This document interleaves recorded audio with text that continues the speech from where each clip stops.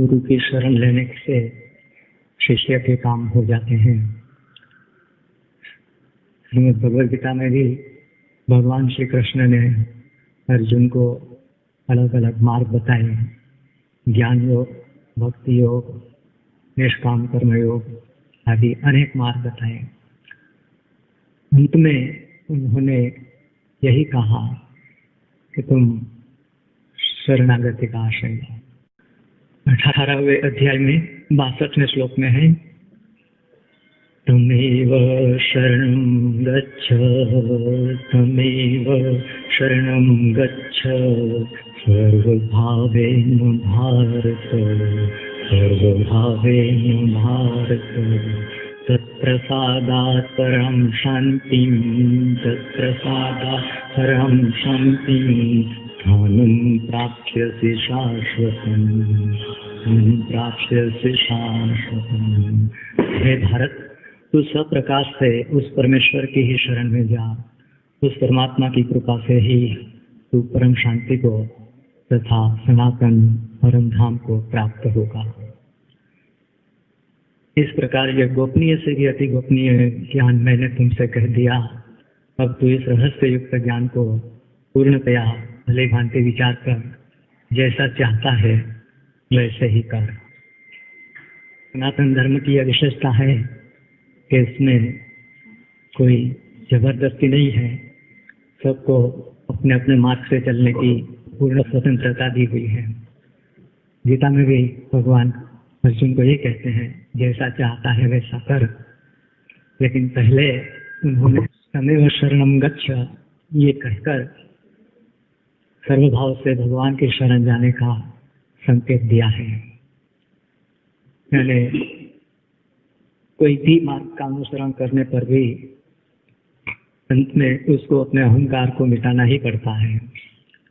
अगर किसी मार्ग में अहंकार का सर्जन होता है तो उसे आत्मज्ञान या आत्म शांति मिल नहीं सकती।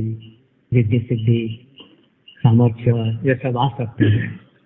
आत्मज्ञान के लिए सर्वभाव से समर्पण होना अनिवार्य शर्त है। तो प्रश्न ये आता है, गुरु को शरणागत होने की क्या आवश्यकता है? गुरु ऐसे ही ज्ञान दे ही देते हैं, फिर हमें तन मन धन समर्पित करने की आवश्यकता क्या है? तो इस विषय पर हम सोचे तो व्यवहार में किसी भी काम को करने के लिए हमें किसी न किसी की शरण लेनी पड़ती है। बाल कटवाने के लिए भी भगवान के आगे लोग अपना सिर रख देते हैं, वो कहे ऐसा ऊपर नीचे करते हैं। जब तक वह कटिंग पूरा नहीं कर देता तब तक उसके संकेत में चलना पड़ता है, और अंत में वह आपके बाल को सजा कर दे देता है। भगवान के आगे सिर समर्पित करने का फल यही कि आपके बाल उसने ठीक कर दिए और आपने बदले में उसे कुछ दे दिया। अगर आप किसी पहलवान या बॉक्सर के पास जाते हैं, आपको लगता है मेरे शरीर से दुर्बल हूँ, तो किसी व्यायाम सिखाने वाले के शरण जाते हैं, उसको आप अपना शरीर अर्पण करते हैं। यानी वो कहे आपको 100 मीटर दौड़ना है, आप दौड़ते हैं। ऐसा नहीं बोलते कि मुझे वहाँ कुछ लेने नहीं जाना तो मैं दौड़ कर क्यों जाऊँ। बोलते हैं, वो अगर बोलते कि आपको दंड बैठक करना है, इतने इतने आप दंड बैठक करते हैं। आहार में भी वो कहे इस तरह से आप परिवर्तन करेंगे, हाई प्रोटीन डाइट के लिए वो बोले तो आप ऐसा आहार लेंगे, नियमितता लाएंगे, और अंत में वो आपको एक बलवान शरीर, सुगठित शरीर दे देता है। उसके आगे समर्पित होने का फल इतना ही है कि आपको एक मजबूत स्वस्थ शरीर की प्राप्ति हो गई। स्कूल में आप जाते हैं तो आप उसको, टीचर्स को, प्रोफेसर को अपनी बुद्धि अर्पण कर देते हैं। जिस प्रकार से वो आपको पढ़ाते हैं उस प्रकार से आप सारी जानकारी अपनी बुद्धि में भरने लगते हैं और उस प्रकार उसकी आज्ञा में चलने से जो जानकारी आपने दिमाग में भरी हुई है वह परीक्षा पत्र पर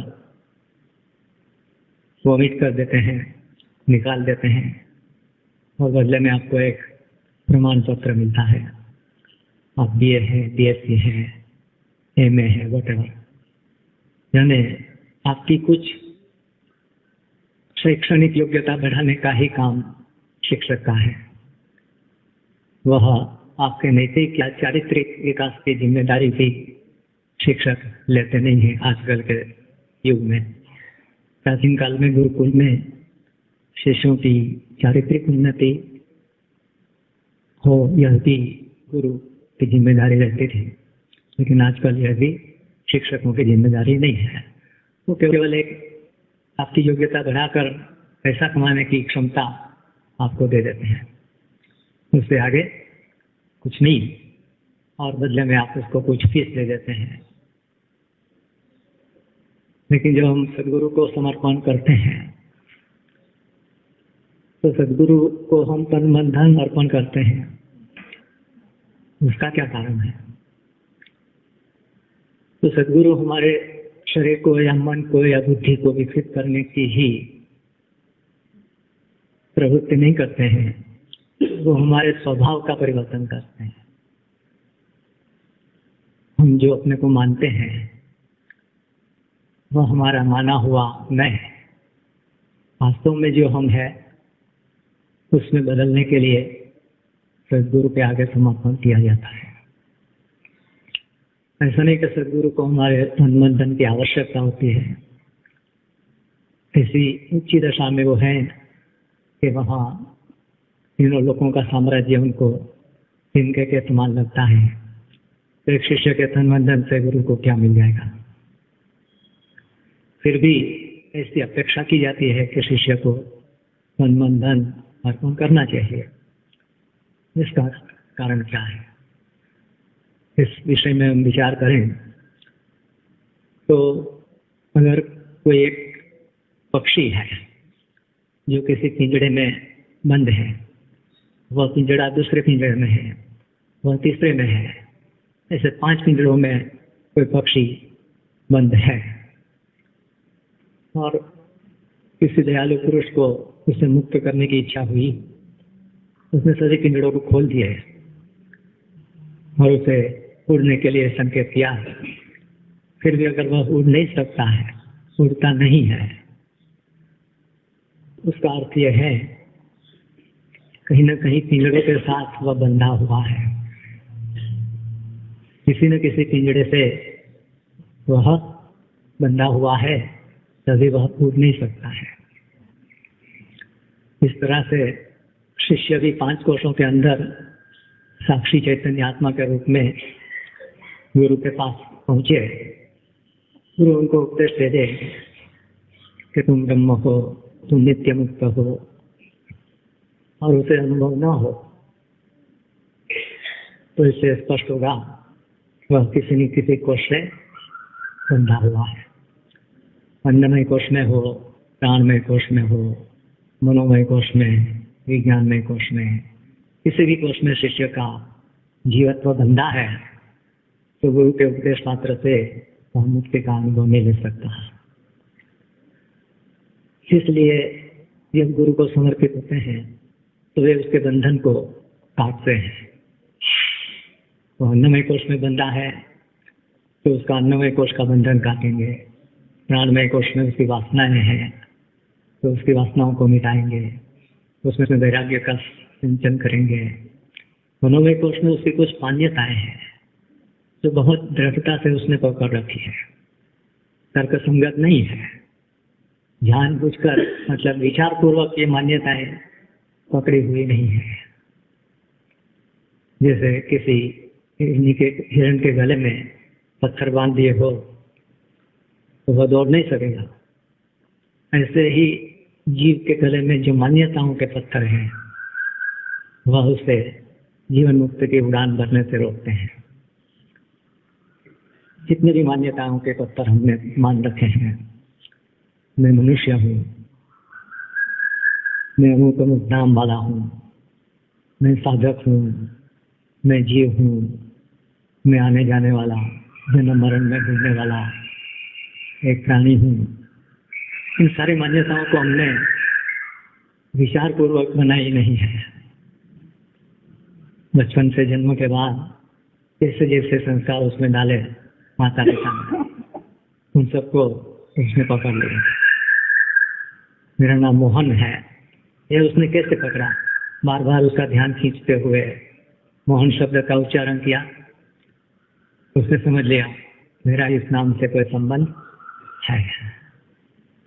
वह नाम उसके शरीर पर छुपा हुआ नहीं था, उसका उसके साथ कोई संबंध नहीं था। व्यवहार चलाने के लिए जैसे हर मोबाइल वाले को एक नंबर देना पड़ता है, तभी कम्युनिकेशन हो सकता है। अगर हर व्यक्ति के पास अलग मोबाइल नंबर ना हो तो एक दूसरे से संपर्क नहीं कर सकता। इस तरह व्यवहार चलाने के लिए ये कॉन्सेप्ट जीव के अंदर डाल दिए गए हैं और वो उसने पकड़ लिया है। आगे चल के उसको इतना उससे तादाद में हो जाता है, नींद में भी उसे कोई कहे मोहन मोहन तो नींद में भी वो जाग गएगा। 10 मनुष्य सोए होंगे, उसमें से केवल मोहन ही जागेगा। यानी सुषुप्ति में भी शब्द का प्रभाव उस तक पहुंचता है। इसी प्रकार जितनी भी हमने मान्यताएं पकड़ी है, मैं मनुष्य हूँ, यह भी हम मनुष्यों के बीच में जन्मे और मनुष्यों ने बताया कि इसको पशु बोलते हैं, इसको पक्षी बोलते हैं और 2 पैर वाले प्राणी को मनुष्य बोलते हैं। और हमने मान लिया शरीर के आधार पर कि हम मनुष्य हैं। उस समय हमारे पास ऐसी विचार शक्ति नहीं थी कि हम विचार करें कि मेरा नाम मोहन ही क्यों है, मेरा नाम गोपाल क्यों नहीं। जस्ट ब्लैंक शीट के ऊपर जैसे अक्षर अंकित किए ऐसे ये सब संस्कार पढ़ गए। फिर पढ़ने लिखने पर कुछ योग्यता बुद्धि में आ गई, उसके आधार पर मान लिया मैं इंजीनियर हूँ, मैं एडवोकेट हूँ, मैं डॉक्टर हूँ। ये सब संस्कार बुद्धि में आए और बुद्धि के साथ जोड़कर अपने को वह संस्कारों के कारण ऐसा मैं हमेशा मान लिया। फिर तगड़ा बुखार आ जाए, ब्रेन डैमेज हो जाए, वो संस्कार चले जाते हैं, क्योंकि वो मनुष्य तो रहता है ना। तो इस ढंग से इन सब मान्यताओं को तोड़ने के लिए सदगुरु को तन मन धन अर्पण करना पड़ता है। किसी में अगर पूर्व के अभ्यास से मान्यताएं इतनी दृढ़ नहीं है, एक झटके में ही वो समर्पित हो सकता है। ऐसे जिज्ञासुओं को गुरु के उपदेश मात्र से तुरंत ज्ञान हो जाता है, श्रवण मात्र से।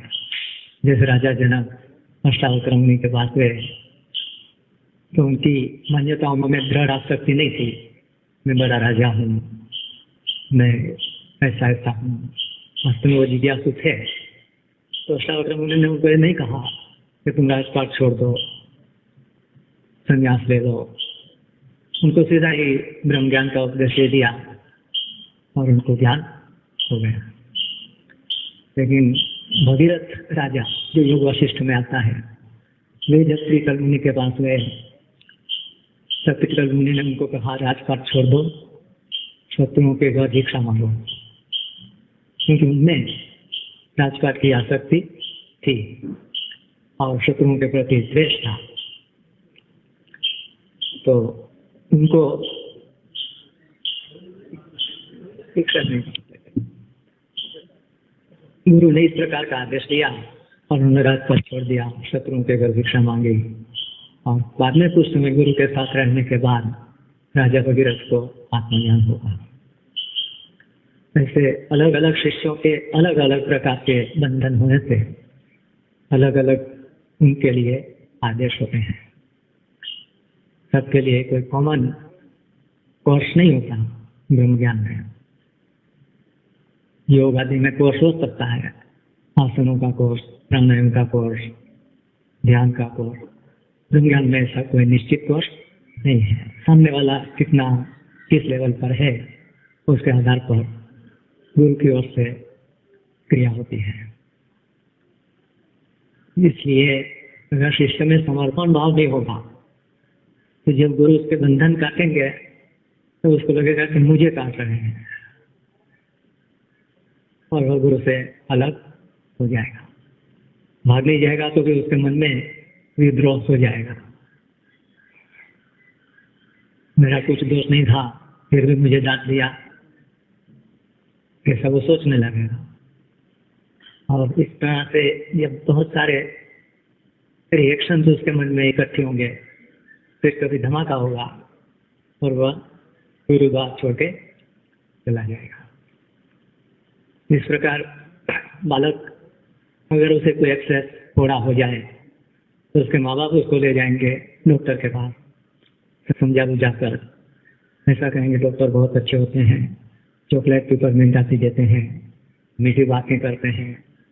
इस तरह उसके मन में श्रद्धा का भाव लाएंगे डॉक्टर के प्रति। संभव है कि डॉक्टर भी उसके साथ मीठी बातें करें, उसको चॉकलेट आदि दें, लेकिन एक पॉइंट तो ऐसा आएगा जब डॉक्टर को उसे नस्तर लगाना पड़ेगा, क्योंकि अगर वो ऑपरेशन ही नहीं करता है तो उसका डॉक्टर होना ही सिद्ध नहीं होता है। जिस समय नस्तर लगाएगा डॉक्टर, बालक के मन में जो श्रद्धा बनाई थी लोगों ने एक झटके में चली जाएगी। वो भागने की कोशिश करेगा, डॉक्टर के लिए कुछ का कुछ बोलेगा, दूसरे लोग उसको पकड़ रखते हैं क्योंकि वो आधे ऑपरेशन में भाग जाएगा तो उसके लिए और कुछ मृत्यु के सिवा कुछ रहेगा नहीं। अभी तो उसे अच्छा लगता है कि कटने से बच गया, रोग आगे बढ़कर उसको नष्ट कर देगा। माँ बाप उसको पकड़ रखते हैं, ऑपरेशन होता है, अंत में माँ बाप फीस देते हैं डॉक्टर को, तो बालक फीस नहीं देता है और फिर कबाना आदि पूछते हैं। वही बालक अगर बड़ा हो जाए, बाद में उसे ऐसा ही एक्सेस हो जाए, थोड़ा हो जाए, तो उसे माँ बाप नहीं ले जाएंगे, वो अपने आप डॉक्टर के पास आ जाएगा। उसके परिणाम से वह अवगत है, अगर इसका इलाज नहीं होगा ब्रेन फीवर हो जाएगा, सेप्टिसिमिया हो जाएगा और मैं मर जाऊंगा। तो वह डॉक्टर के पास जाता है, डॉक्टर उसे पहले की नहीं बालक की तरह मिठाई या चॉकलेट आदि नहीं देते हैं, उसके साथ मीठी बातें भी नहीं करते हैं, फिर भी वह उनके द्वारा ऑपरेशन कराने को सम्मत हो जाता है। ऑपरेशन के समय डॉक्टर जब काटेंगे तो उसको दर्द होगा, फिर भी उसके मन में डॉक्टर के आशय की पूर्ण जानकारी है कि वो क्यों काट रहे हैं। वो मेरे शत्रु तो नहीं है ना, मेरे हित के लिए काट रहे हैं, स्वास्थ्य के लिए काट रहे हैं। और वो दर्द होने पर भी बोलेगा कि सब पस निकाल दो ताकि इसका रिकरेंस ना हो, दोबारा ना हो। और ऑपरेशन होने के बाद धन्यवाद मानेगा डॉक्टर का, फीस देगा, दोबारा कब होना यह भी पूछ लेगा। इन दोनों प्रक्रियाओं में डॉक्टर ने एक ही वस्तु की है, लेकिन बालक के पास समझ नहीं है डॉक्टर के हेतु की, और बड़ा होने पर उसके पास समझ है उसका हेतु क्या है। इस तरह जो शिष्य समर्पित हो जाते हैं लेकिन उनमें गहरी समझ नहीं होती है कि गुरु ऐसा व्यवहार क्यों करते हैं कि उनमें श्रद्धा टूट जाए, ये समझ नहीं होगी 10 साल 15 साल 20 साल 25 साल के बाद भी जाते हुए लोगों को मैंने देखा है।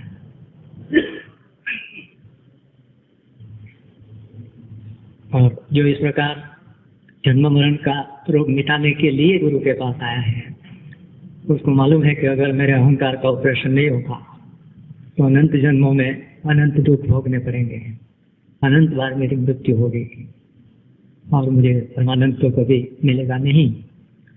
इसलिए ऐसे समर्पित शिष्य गुरु के ऐसे कठोर आचरण पर भी दर्द तो दुख तो होता है उनको, फिर भी भीतर से गुरु के प्रति उनको अहोभाव होता है और वे कृतज्ञता से भर जाते हैं।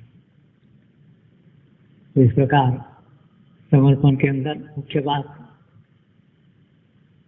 तो बालक को तो समझो माता पिता पकड़ कर रख सकते हैं, लेकिन बड़े मनुष्य को गुरु के पास भाग जाने से रोकने वाला कोई होता नहीं है। और उसे लगता है कि मैं यहाँ से छूट गया आगे क्या होगा, अनंत जन्मों में भटकना पड़ेगा, उसकी उसे चिंता नहीं होती। इस तरह देखने पर समर्पण के लिए 4 वस्तुएं आवश्यक हैं। सर्वभावेन भारत, ऐसा जो उसमें आया श्लोक में, तमेव शरणं गच्छ सर्वभावेन भारत। पहली शर्त है कि आपका समर्पण संपूर्ण होना चाहिए, आंशिक नहीं। यानी मेरे मन बुद्धि से कुछ काम तो मैं गुरु के संकेत के अनुसार करूंगा और कुछ काम अपनी मर्जी से करूंगा, अपनी इच्छा से मन बुद्धि का उपयोग करता भी रहूंगा और गुरु को भी समर्पित रहूंगा। ये आंशिक समर्पण हुआ, संपूर्ण समर्पण नहीं हुआ।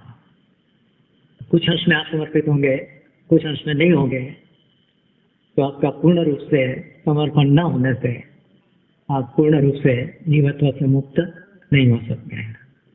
चाहे आप 50 साल भी सेवा करते रहो, गुरु जो देना चाहते हैं वो आप नहीं ले सकेंगे। अन्नमय कोश, प्राणमय कोश, मनोमय कोश, विज्ञानमय कोश, आनंदमय कोश, जितना भी आपने मैं और मेरा मान के रखा हुआ है, सब आपको समर्पित करना पड़ेगा। अगर आप इन 5 पिंजरे से मुक्त होना चाहते हैं तो। दूसरी शर्त है समर्पण परमानेंट होना चाहिए, टाइम बाउंड नहीं होना चाहिए कि मैं 5 साल के लिए समर्पित होता हूँ, साक्षात्कार हो जाएगा फिर चला जाऊंगा। टाइम बाउंड समर्पण होगा तो भी और काम नहीं हो सकेगा। ऐसे लोगों को भी मैं जानता हूँ जो कुछ निश्चित समय में ज्ञान हो जाएगा ऐसी धारणा के साथ समर्पित हुए थे, बाद में वो समर्पण उन्होंने विस्ट्रॉ कर लिया, खींच लिया। परमानेंट इन द सेंस के अंतिम सांस तक मेरा समर्पण बना रहेगा। तीसरा समर्पण का अंग है, समर्पण अनकंडीशनल होना चाहिए।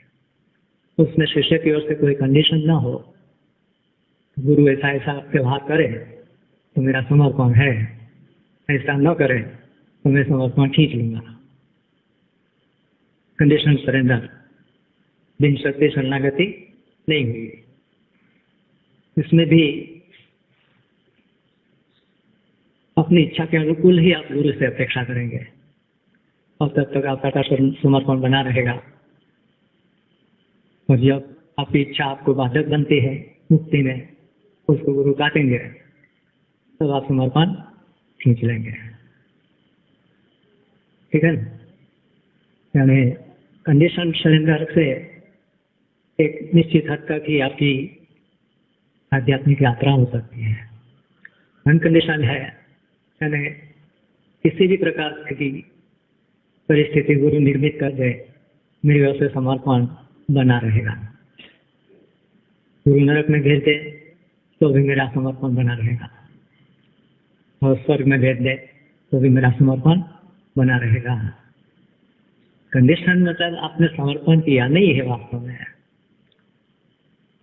जैसे किसी महात्मा को आपने प्रसाद के लिए मिठाई अर्पण कर दी और आप उसके साथ कंडीशन नहीं रखते हैं कि महात्मा मिठाई खाए तो ही मैं रखूँ, वो कुत्ते को खिला दे, चाहे नाले में फेंक दे, चाहे भक्तों को बांट दे, बांटने देने वाले का उसमें कोई आग्रह नहीं होना चाहिए। इधर से जब आपने 5 कोष गुरु को समर्पित कर दिए, फिर उन कोषों के साथ गुरु क्या करते हैं उसके साथ आपका कोई आग्रह नहीं होना चाहिए।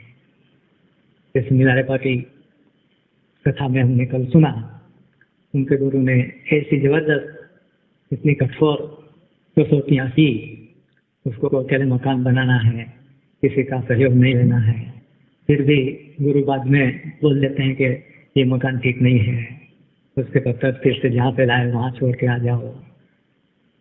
उसकी पीठ में घाव पड़ गए, फिर भी मिलारेपा ने अपना समर्पण बनाए रखा। ये अनकंडीशनल सरेंडर हुआ। ऐसे कई दृष्टांत हमें सुनने को मिलते हैं जिसमें गुरु शिष्य को बहुत समझ में ना आए इस जन की कसौटियों से गुजारते हैं, फिर भी वो बने रहते हैं। जैसे गणु की कथा हमने सुनी है, उसमें भी कुछ इस प्रकार से गणु नाम का शिष्य उनके गुरु के पास गए, गुरु उनको घूमने ले गए नदी किनारे, और कुछ महिलाएं कपड़े धो रही थी नदी में, उनके बच्चे खेल रहे थे। गुरु ने गणु को कहा कि खड्डा खोद के इन बच्चों को उसमें गाड़ दे और ऊपर बैठ के ध्यान कर। अब ये तो सामान्य मनुष्य भी सोच सकता है कि इसका परिणाम क्या हो सकता है, लेकिन उसका अनकंडीशनल सरेंडर था, समर्पण था, बिन शक्ति। गणु ने ऐसा किया, ध्यान में बैठ गया। कुछ समय के बाद महिलाओं ने देखा कि बच्चे कहाँ हैं, खोदने लगे, कहीं दिखे नहीं। इतने में वो गुरु ने आके कहा कि ये ढोंगी है, उसने बच्चों को अंदर गाड़ दिया है और ध्यान का ढोंग कर रहा है। तो महिलाओं ने जैसे ही उस जगह खोद के देखा तो उनके बच्चों के शव मिले। उन सब ने गणु की पिटाई की, फिर भी गणु ने नहीं कहा तो मुझे गुरु जी ने कहा था। बाद में गुरु ने अपनी योग शक्ति से उनको जिंदा कर दिए और महिलाएं तो फिर बच्चों में लग गई, घर चली गई। फिर चलते हुए गणु को गुरु ने कहा कि आज कैसा रहा। तब गणु ने कहा कि बहुत बड़ी कृपा हुई। ये अनकंडीशनल सरेंडर के दृष्टांत है।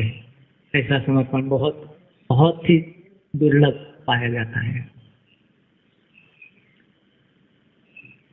चौथी शर्त है, सरेंडर शब्द अंग्रेजी है, यानी बहुत जबरदस्ती किया जाता है। जब एक सेना हारने लगती है, दूसरी सेना मजबूत है, तो वो सरेंडर हो जाते हैं।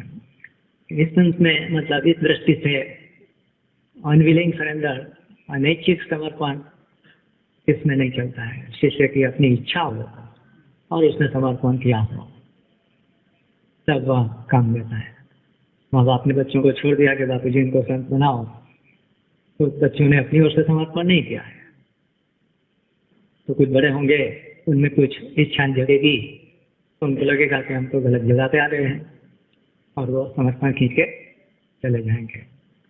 इस तरह समर्पण में अगर हमारे पास ये चार चीजें हो, संपूर्ण समर्पण हो, बिन शक्ति समर्पण हो, परमानेंट कायमी समर्पण हो और स्वैच्छिक समर्पण हो, तो गुरु का ज्ञान तुरंत ही हमारे हृदय में प्रकट हो सकता है।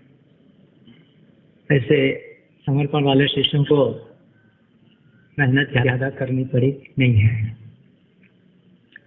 कितनी मेहनत शंकराचार्य भगवान को करनी पड़ी। कहाँ तो वो केरल से चलते हुए मध्य प्रदेश में नर्मदा किनारे उनके गुरु गोविंद पादाचार्य के पास गए। कितना परिश्रम करने के बाद उनको ज्ञान हुआ।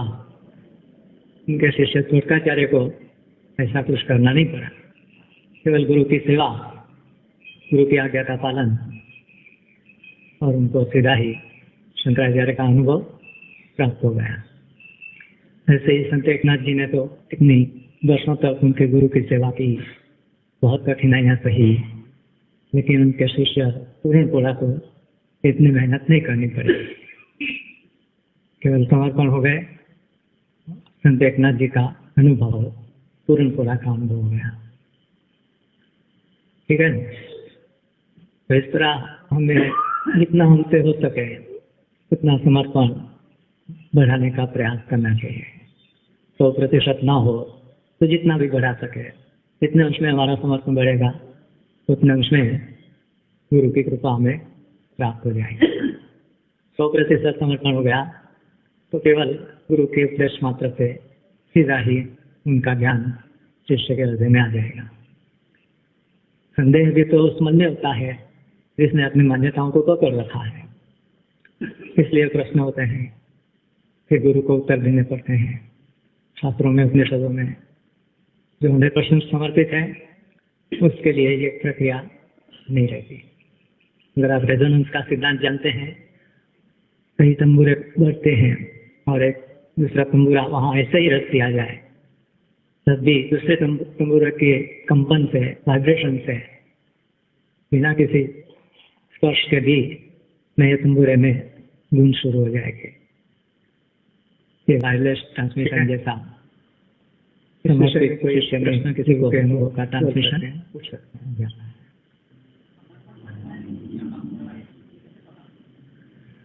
हमारे जीवन में कितना हम गुरु के सिद्धांतों के अनुसार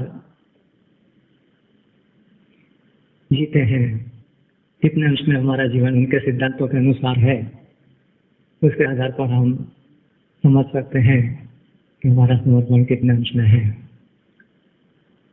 गुरु क्या चाहते हैं, उनको क्या पसंद है और क्या नहीं चाहते हैं, वो हमें मालूम है।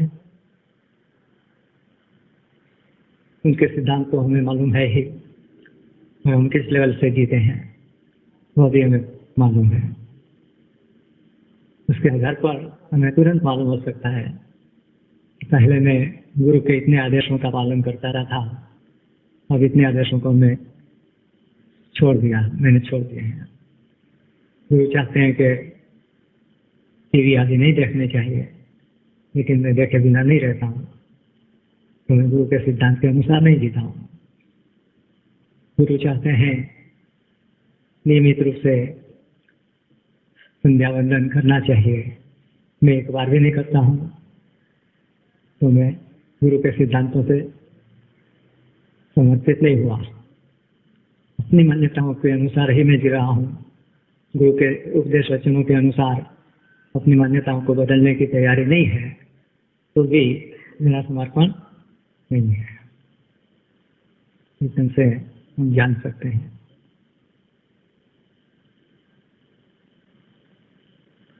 वास्तव में देखा जाए तो समर्पण एक नाम मात्र है, क्योंकि जो कुछ हम समर्पित कर रहे हैं वो हमारा नहीं है।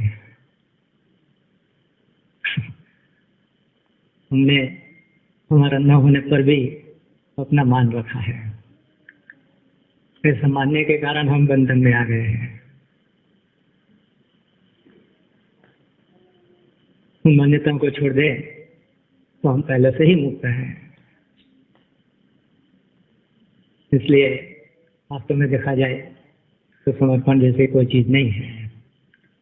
ईश्वर को हम मैं और मेरा मानते हैं, वह न हम है न मेरा हमारा है। आप अपने शरीर को मैं मानते हैं। बायोलॉजी की दृष्टि से अगर मैं बोलूं तो आपके शरीर में 50 ट्रिलियन सेल्स हैं। बिलियन में 9 शून्य लगते हैं, ट्रिलियन में 12 शून्य लगते हैं। ठीक है, इतने सेल्स एक साथ में रहकर एक विशाल शहर में जैसे अलग अलग लोग रहते हैं, ऐसे जीवन यापन कर रहे हैं। उन लाखों सेल हर सेकंड मरते हैं, लाखों सेल्स हर सेकंड नए बनते हैं। उनके सबकी की अपनी अपनी जीवन शैली है। उन सेल्स को पता नहीं है कि आप उनके अधिपति बनकर बैठे हैं। समझ में आया? सेलुलर लेवल पर उनको किसी को मालूम नहीं है कि मोहन भाई नाम का कोई प्राणी है। आपने मान रखा है ये कोषों का समूह जो है वो मैं हूँ। ऐसा कोई राष्ट्र हो सकता है यहाँ के नागरिकों को पता नहीं हो कि हमारा प्रेसिडेंट कोई है? उसके सारे सेल्स अगर नागरिक है और आप उसके प्रेसिडेंट बन गए हैं, लेकिन उनमें से किसी को मालूम नहीं है कि मोहन भाई कौन है।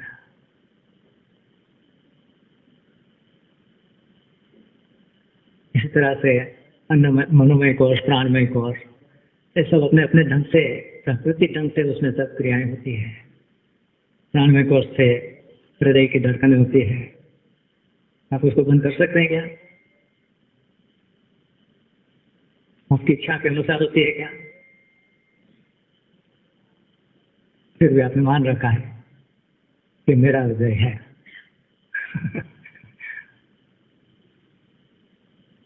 ऐसे ही मनोमय कोश में स्वाभाविक ही विचार आते हैं, जाते हैं। आप विचारों को बुलाते नहीं हैं, स्वाभाविक को आते हैं, प्रकट होते हैं, शांत होते हैं। आपने मान लिया कि मेरा मन है, विचार नहीं आने चाहिए।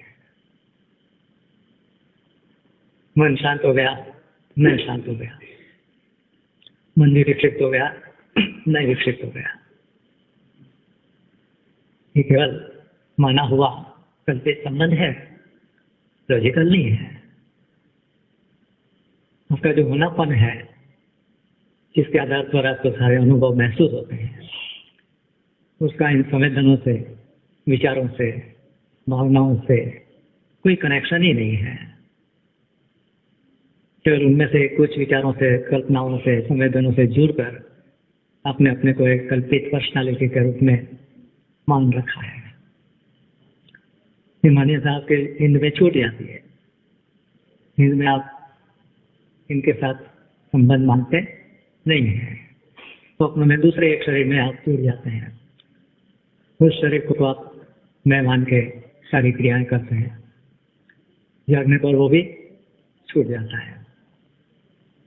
तो इस दृष्टि से हमें जो समर्पण होने में डर लगता है, उसका काम ये है कि हमने जो पकड़ रखा है उसको हम छोड़ना नहीं चाहते हैं। जैसे बंदर को पकड़ने के लिए छोटे मुंह के घड़े में अखरोट आदि, खजूर आदि चीजें डाल के रखते हैं, बंदर उसमें हाथ डाल के मुट्ठी में पकड़ता है। मुट्ठी में पकड़ने से वो बंधन में आ गया।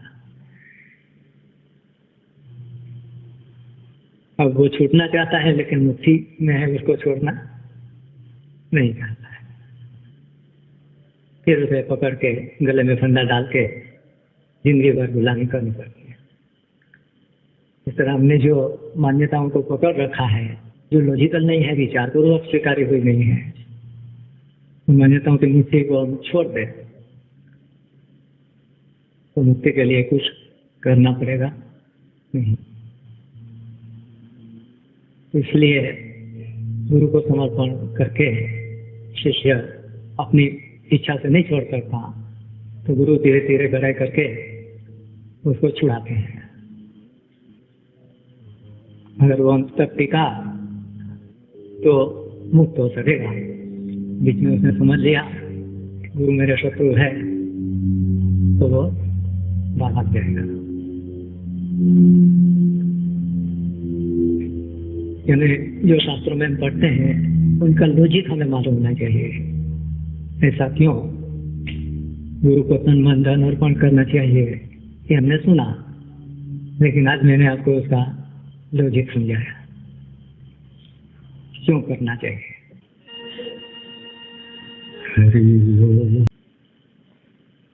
जान को तो हमने सिर समर्पित किया, थोड़ी देर उसने बाल काट दिए, हमने कुछ पैसे दे दिए और उसके उपकार से हम छूट गए।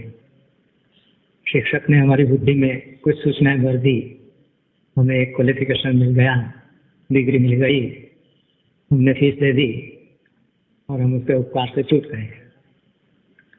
व्यायाम शिक्षक को हमने कुछ फीस दे दी और हम उसके उपकार से छूट गए। गुरु जब हमें समर्पण करने के बाद मुक्ति का प्रसाद देते हैं, फिर उसे छूटने का कोई उपाय है क्या? क्योंकि जो चीज दे सकते हैं वो चीजें तो उनकी दृष्टि में नश्वर है, उनको तो वो पहले से ही छोड़ चुके हैं। तो शिष्य गुरु के उपकार से ऋण कैसे होगा? ये प्रश्न होना चाहिए। गुरु की सेवा की और उसके बदले में उन्होंने ज्ञान दिया, ऐसा भी नहीं बोल सकते, क्योंकि सेवा तो आपने अपनी योग्यता विकसित करने के लिए की। आपकी सेवा से जो कुछ मिला वो अनंत ब्रह्म के समान तो नहीं हो सकता। तो श्री योग वासिष्ठ महारामायण में जब शास्त्र की पूर्णा होती है तो भरद्वाज ये पूछते हैं कि गुरु के उपकार से शिष्य मुक्त कैसे हो। तब उनको ये जवाब देते हैं, मुक्ति के बाद भी गुरु को संपूर्ण रूप से समर्पित होना ही गुरु के उपकार से मुक्त होने का एकमात्र उपाय है। यानी समर्पण ऐसा नहीं कि ज्ञान हो जाए तब तक समर्पण, ज्ञान होने के बाद भी शिष्य का समर्पण बना ही रहेगा। उसके बिना वो गुरु के उपकार से मुक्त नहीं हो सकता। तो हम सुनते हैं कि गुरु के सेवा के बिना आत्मज्ञान नहीं होता, गुरु के सेवा के बिना गुरु का उपदेश फलीभूत नहीं होता, ब्रह्म विद्या फलीभूत नहीं होती, ऐसा हम सुनते हैं। लेकिन वास्तव में गुरु के सेवा केवल ब्रह्म ज्ञान के लिए ही है, ऐसी बात नहीं है। ब्रह्म ज्ञान के बाद भी शिष्य गुरु की सेवा करते हैं। स्वामी विवेकानंद को ज्ञान हो गया, बाद में भी रामकृष्ण परमहंस के आदेश के अनुसार उन्होंने उनका देवी कार्य किया।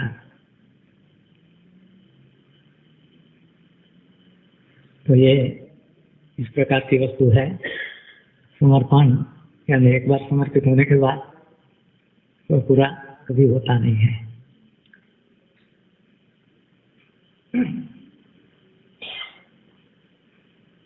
अनंत जन्मों के अनंत दुखों से हमें गुरु मुक्त करते हैं। परमानंद की प्राप्ति गुरु से मिलती है, मृत्यु के भय से गुरु छुड़ाते हैं। इसके बदले में शिष्य दे भी क्या सकता है?